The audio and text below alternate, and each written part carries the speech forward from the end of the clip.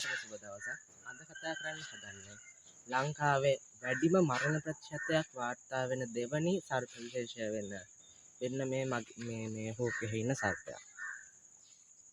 කවුද මේ? දැක්ක ගමන් කියයි තෙල් කරවලා. එහෙම නැත්නම් මුදු කරවලා. එහෙම නැත්නම් හබරලා. ඔය එකක් තමයි කියන්නේ.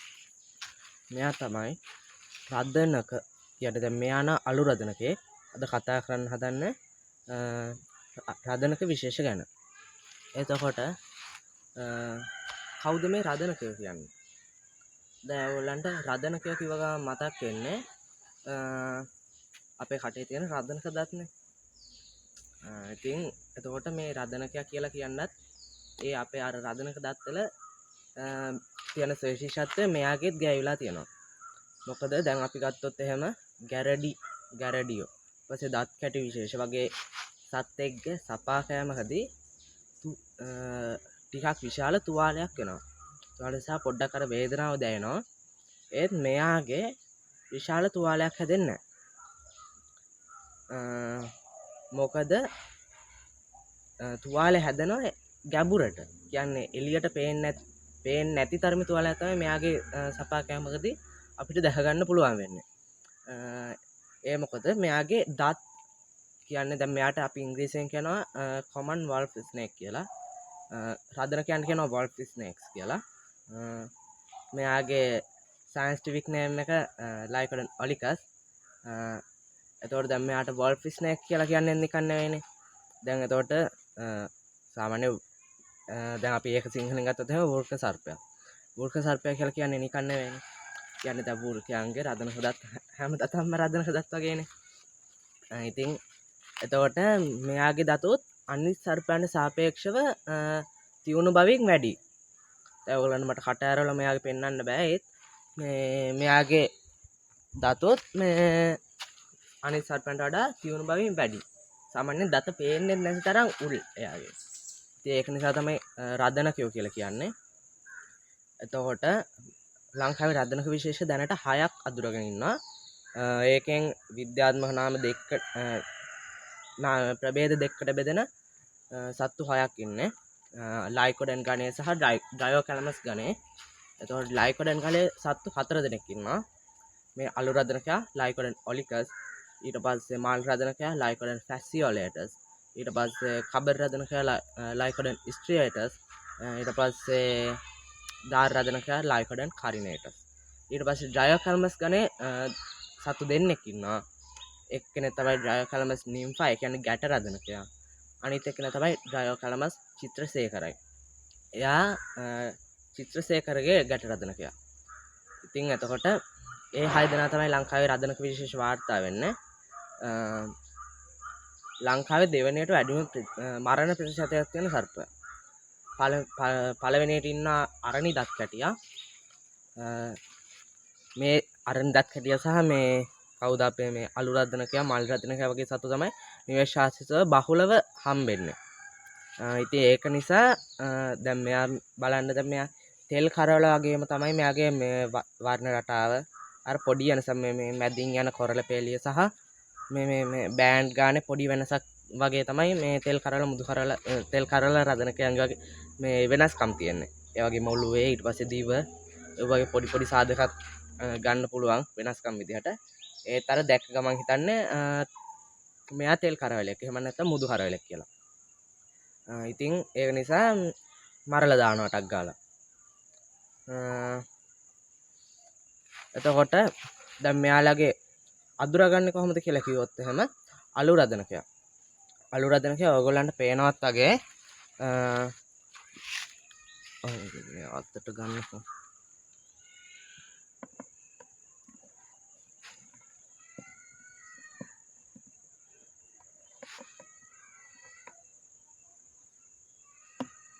හරියන්නේ අතර ගන්න බැලුව බෑ.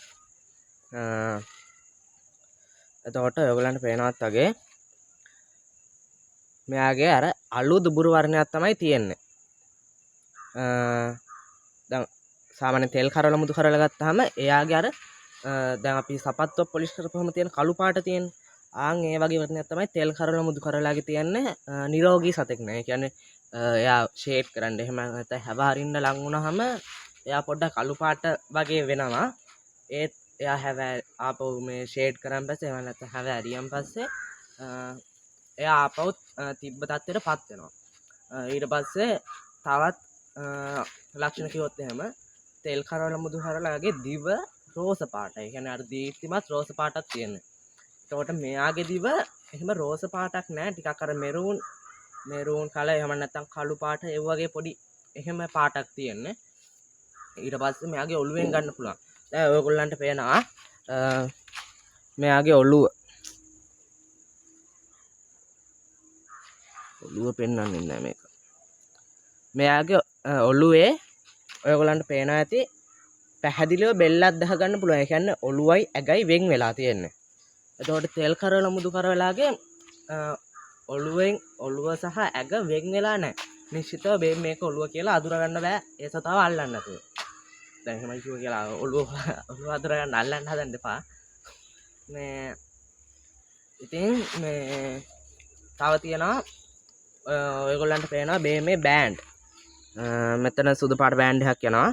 ඒක අලු රදනකයන්ගේ වයි අකුර අනිත් පැත්ත ගහලා වගේ. ඉරි දෙකක් යටට සහ අනිත් ඉර උඩට හිටින විදිහට තමයි මේ බෑන්ඩ් පිහිටලා තියෙන්නේ. ඔයගොල්ලන්ට පේනවා තිලාවට ඔය විදිහට තෙල් කරවල මුදු කරවලාගේ යන්නේ තෙල් කරවලාගේ එක ළඟ බෑන්ඩ් දෙකක් යනවා. එක ළඟ ලස්සනට බෑන්ඩ් දෙකක් යනවා. මේ වගේ අර වයි අකුර අනිත් පැත්ත ගහලා හෙව්වා නෑ. තනි කෙලින් බෑන්ඩ් එකක් යන්නේ. මුදු කරවලාගේ තනි මුද්දක් වගේ එකක් තමයි යන්නේ. ඉතින් ඒ වගේ අඳුර ගන්න පුළුවන්. ඒ වගේම තමයි මේ කොරල වලින් අඳුර ගන්න පුළුවන් තෙල් කරවලාව. දැන් මෙයාගේ කොරල එක සමානයි. මෙයාගේ කොරල කොන්දේ ඉඳන් බඩ යටට යනකම්ම කොරල එක සමානයි. එක ප්‍රමාණයෙන් තමයි තියෙන්නේ. තෙල් කරවලාගේ මුදු කරවලාගේ පොදු නාරටිය මැදින් මේ ෂඩාස්ත්‍රාකාර කොරල පෙළිය තමයි විහිදෙන්නේ. ඒ කියන්නේ අනිත් මේ දෙපැත්තේ කොරල වලට සාපේක්ෂව අර කොරල වෙනස් සහ විශාලයි. එතකොට ඒ ටික තමයි මෙයාලා අඳුර ගන්න තියෙන්නේ. දැන් මම මේ ලක්ෂණ කිව්වේ මේ අලු රදනකය පදනම් කරගෙන. ඊට පස්සේ මල් රදනකය ගත්තොත් එහෙනම් මල් රදනකයගේ හැඩේ මේ වගේමයි. පාට වර්ණ රටාව තමයි වෙනස්. වර්ණ රටාව එන්නේ දුඹුරු පාටින්. දුඹුරු පාට ඇගේ සුදු පාට ඩොට් තියෙන වර්ණ රටාව තමයි මල් රදනකයගේ දකින්න පුළුවන් වෙන්නේ. එතකොට ඊට පස්සේ ඉන්නවා කබර රදනකය. කබර රදනකය ගත්තාම ලංකාවට ආවේනිකයි. ඒ වගේම තමයි මේ අලු රදනකය වගේමයි කබර රදනකය. එයාගේ වෙනස තමයි මේ ඔයගොල්ලන්ට පේනවා දැන් මෙයාගේ නැට්ට පැත්තේ කිසිම අර මේ වර්ණ රටාවක් දකින්න හම්බෙන්නේ නැහැ. අලු පාට දුඹුරු පාට අලු පාට කළු පාට වගේ ඒ වර්ණ රටාව විතරයි තියෙන්නේ. මේ ඔයගොල්ලන්ට පේනවා මේ ඉස්සරහා තියෙන සුදු පාට බෑන්ඩ් ඔයගොල්ලන්ට දකින්න හම්බෙන්නේ මේ නැට්ට පැත්තේ. ඉතින් කබර රදනකයාගේ නැට්ට පැත්තේ මේ ඉස්සරහා පැත්තට වඩා නැට්ට පැත්තේ මේ බෑන්ඩ් වැඩි. කියන්නේ එයාගේ අර අක්‍රමාත්ව ඉදලා තියෙන නැට්ට පැත්තේ බෑන්ඩ් ටික. බෑන්ඩ් කියවට බෑන්ඩ් නෙවෙයි ඒවා ඩොට් වගේ විහිදිලා තියෙනවා. දැන් අපි අලු රදනකෙක් ගත්තාම හරියට අර වයි අකුර අනිත් පැත්ත ගහුවා වගේ බෑන්ඩ් නැට්ට පැත්තට එනකන් තියෙන සතු වෙනවා. දැන් මෙයාගේ නම් බෑන්ඩ් 4යි තියෙන්නේ. සාමාන්‍යයෙන් බෑන්ඩ් 15 20 වගේ දුරකට යනකම් මෙයාලගේ බෑන්ඩ් විහිදෙනවා. ඉතින් කබර රදනකයාගේ නැට්ට පැත්තේ අර බෑන්ඩ් අක්‍රමාත්ව විහිදිලා ඩොට් වගේ තමයි තියෙන්නේ. ඊට පස්සේ ඉන්නවා දාර රදනකය. දාර රදනකයා එයත් ලංකාවට ආවේනිකයි. ඒ වගේම තමයි එයා පොඩ්ඩක් අර මේ දුර්ලභ ගණයේ සර්පේ වැඩිපුර දකින්න හම්බෙන්නේ නැහැ. එයා වදුරගන්නේ එයාගේ කොරල. දැන් ඔයගොල්ලන්ට පේනවා මෙයාගේ කොරල දැක ගමන් අර සිනිඳුභාවයෙන් යුක්තයි. ඔයගොල්ලෝ දැකලා තියෙන දිය බරියා ඊට පස්සේ දිය නායා ඊට පස්සේ දිය නායා කියන දිය පොළක කියලා හඳුන්වන සත්වයා. ඊට පස්සේ කවුද මේ දිය වර්ණයෝ ඒ වගේ සත්තුන්ගේ තියෙන කොරල වගේ තමයි මේ කාගේද අපේ මේ දාර රැදෙනකගේ තියෙන්නේ. ඒ වගේ මුහුදු සර්පය දැකලා තියෙනවා. එයාලගෙත් ඒ කොරළ වර්ග තියෙනවා. ඒවා තමයි අර නවුත්තල කොරළ කියලා හඳුන්වන කොරළ. එයාලගේ කොරළ නවුත්තල විදිහට තමයි තියෙන්නේ. ඒ කියන්නේ උඩට නෙරලා. කියන්නේ දැන් සාමාන්‍ය මුහුදු සර්පයෙක් සමහර මුහුදු සර්පය ඇල්ලුවත් ඒ අල්ලන ස්පර්ශයට අපේ අත කැපෙන්න උනත් පුළුවන් ඒගොල්ලන්ගේ නවුත්තල භාවය නිසා. දැන් දියබරියෝ ඊට පස්සේ දියනාය ඊට පස්සේ දියවර්ණයෝ ඊට පස්සේ අහුරු කුක්කෝ ඔවගේ සත්තු අල්ලපුහම ගොරෝසු භාවයක් අතර දැනෙනවා. දැන් මෙයා නම් සිනිදුයි. ඒ වගේම දැන් දියබරියෝ වගේ අල්ලපුහම ගොරෝසු භාවයක් දක්නට ලැබෙනවා. ඒ වගේ තමයි මේ දාර රදනකයාගේ කොරළ පිහිටලා තියන්නේ උඩට නැරලා. ඒක දැක්කම අඳුරගන්න පුළුවන්. දැන් මෙයා නම් අර දිලිසෙන ස්වභාවයෙන් යුක්තයිනේ. කවුද අපේ දාර රදනකයා එහෙම නෑ. අර ගැටිති වගේ පේනවා එයාගේ දැක්කහම. එයා පොඩ්ඩක් සීමා සහිත වෙලා ඉන්නේ මේ වියලි කලාපෙට. වියලි කලාප අතරමැදි කලාප ඒ වගේ පැතිවල තමයි ඉන්නේ. තෙත් කලාපේ හම්බ වෙනවා. හම්බ වුණාට අර ඒක අඩුයි හම්බ වෙන ප්‍රතිශතය. ඊට පස්සේ ඉන්නවා ගැට රදනකයා. ගැට රදනකයා සාමාන්‍යයෙන් දැන් මේ රදනකයන්ට වඩා දිගින් වැඩි. කියන්නේ අඩි 3ක් වගේ දික් වෙන උපරිම. එතකොට එයත් ලංකාවට ආවෙනික නෑ. එයා ආවෙනික නෑ. ඒ වගේම දුර්ලභ සර්පේ. එයාගේ දැක්කම දැන් ඔයගොල්ලන්ට පේනවා මෙයා අර පොඩ්ඩක් දැක්කම බය වෙන එහෙම එකක් තියෙන. අරයා පොඩ්ඩක් අර හුරු බුකුටි. ඒ වගේම හීනි කියන්නේ මේ වගේ මේ හරිය වගේ ඒ වගේ තමයි එයාගේ ඇඟ තියෙන්නේ. මේ ප්‍රමාණයට වගේ තමයි එයාගේ මේ උපරිම ශරීරය හැදෙන්නේ. එතකොට ඊට පස්සේ මේ අලු රදනකගේ වර්ණ රටාවමයි ගැට රදනකගේ තියෙන්නේ. ඒක විතරයි අර දිගින් වැඩි සහ හුරු බුහුටි ස්වභාවය විතරයි මේ ගැට රදනකගේ අඳුර ගන්න තියෙන්නේ. ඊට පස්සේ චිත්‍රසේකරයේ ගැට රදනක සාමාන්‍ය ගැට රදනකට වඩා දීප්තිමත් භාවය වැඩි. ඒ කියන්නේ තෙල් කරවල මුදු කරලාගේ පාට වගේ තමයි අරයාගේ පාටක් තියෙන්නේ. ඒත් අර වයි අකුර අනිත් පැත්ත ගහපු එකෙන් නිසා ඔළුවෙන් අතුර ගන්න පුළුවන් මෙයා ගැට රදනකෙක් කියලා. සාමාන්‍ය ගැට රදනකට වඩා චිත්‍රසේකරයේ ගැට රදනකයා ගේ බෑන්ඩ් සංඛ්‍යාව ක්‍රමානුකූලව විහිදිලා තියෙනවා. ලස්සනයි. ඒ වගේම ඉතාමත් දුර්ලභයි. හොයාගන්න ඇත්තම නෑ. ඒ ටික තමයි කියන්න තියෙන්නේ රදනකයෝ ගැන. ඉතින් දැන් ඔයගොල්ලෝ මේ වීඩියෝ එක බලනකොට අනිවාර්යෙන් මේ සත්තු දැන් සාමාන්‍යයෙන් ගෙදරට බඩ ගන්න සතෙක් ආවොත් එහෙම දැන් අපේ ලංකාවේ සංස්කෘතියත් ඒකයිනේ. ගෙදරට බඩ ගන්න සතෙක් ආවොත් එහෙම ඌව පොල්ලකින් ගහලා මරලා දානවා. එහෙම නැත්නම් කෑවේ නෑ වගේ. ඉතින් ඔයගොල්ලෝ දැන් මම මේ වීඩියෝ කරනකම් එහෙම නැත්නම් මේ රදනකයා ගැන අද නම් ඇහුවේ. ඔයගොල්ලොත් මීට කලින් දැන් අර සංස්කෘතියට අනුව ඔයගොල්ලෝ හැඩ ගැහිලා නම් ඉන්නේ. ඔයගොල්ලොත් මේ සතාව මරලා ඇති. කොහබරලිය කියලා එහෙම නැත්නම් කරවැල්ලු කියලා. ඉතින් කිසිම හානියක් නැති අහිංසකයි කියන්න බෑ. විස පැත්තෙන් අහිංසකයි. බට් අර පොඩ ඇග්‍රසිව් භාවයෙන් යුක්තයි. ඒත් හැපුවට කිසිම හානියක් වෙන්නේ නැති නිර්විෂ සර්පයෙක්. රදනකයෝ 6 දෙනාම එහෙමයි.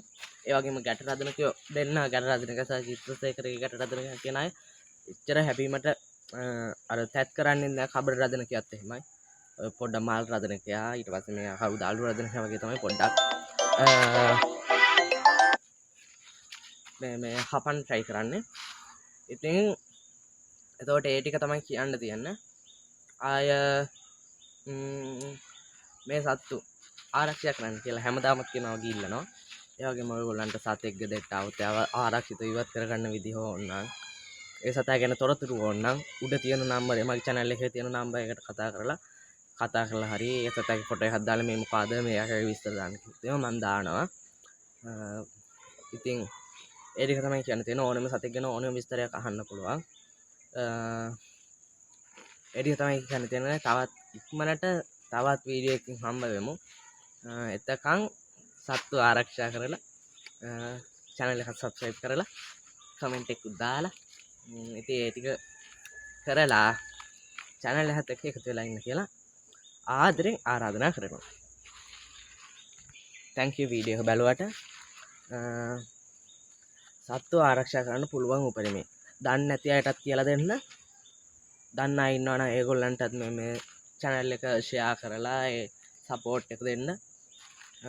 සපෝට් එක කියන්නේ ඒක මටත් සපෝට් එකක් මේ සත්තුන්ටත් සපෝට් එකක්. ජීවිත කීයක් ආරක්ෂා වෙනවද? දැන් මං උදාහරණයක් විදිහට ගන්නම් view 100ක් ගියා කියලා මේ වීඩියෝ එකට. ඉතින් 100 දෙනා මේක රදනකයා මේකගේ අපිට හර්ධරයක් නැහැ. ඉතින් එහෙම කියලා ඒ සතාව ආරක්ෂා කරනවානේ. ආරක්ෂා කරනවා කියන්නේ ගෙදරට આવත් එහෙම ඕනනම් කෝට් එකකින් අල්ලලා විසික්කයි. ඔච්චරයිනේ. ඉතින් මේ සත්තු කී දෙනෙක්ගේ ජීවිත බේරෙනවද?